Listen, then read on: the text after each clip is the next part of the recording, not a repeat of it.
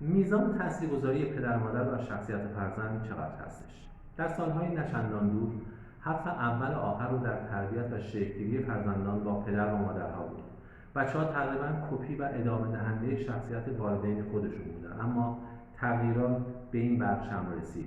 مدرسه، رسانه، جامعه، وضعیت فرهنگی، اقتصادی، سیاسی، دینی، آرامش و تنشی که در خونه وجود داره نداره، تفاهم تربیتی، سبک تربیتی، نوع رابطه والدین، آیا اون زمانی که والدین برای بچه‌ها اختصاص میدن به اندازه کافی هست یا نیست، سواد یا بیسوادی والدین و اینترنت و فضای مجازی و دوران دیجیتالی هم تاثیرات جدی رو در شکل‌دهی شخصیت، رفتار و تربیت فرزندان و نوجوانان ما گذاشت. اما علیرغم همه این تاثیرات، من معتقدم که هنوز هم حرف اول رو، البته نه آخر رو، پدرها و مادرها میزنن.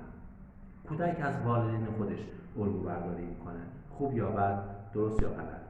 فرزندان اونطوری که ما میخوایم نمیشن، بلکه اونطوری که ما هستیم میشن. یعنی از اون چیزی که میبینن یاد میگیرن، نه از اون چیزی که میشنون. بررسی در 35 کشور جهان اتفاق افتاد و این بررسی ها ثابت کرد که موفقیت و عزت نفس نوجوانان ما با شرایط زندگی والدینشون، با درآمدشون، تحصیلاتشون، سبک تربیتیشون و همون مسائلی که پیشتر اشاره کردیم در ارتباط و تاثیرگذاره. سالهای آغازین زندگی سالهای جدی تعیین کننده شخصیت آدم هاست بدون شک.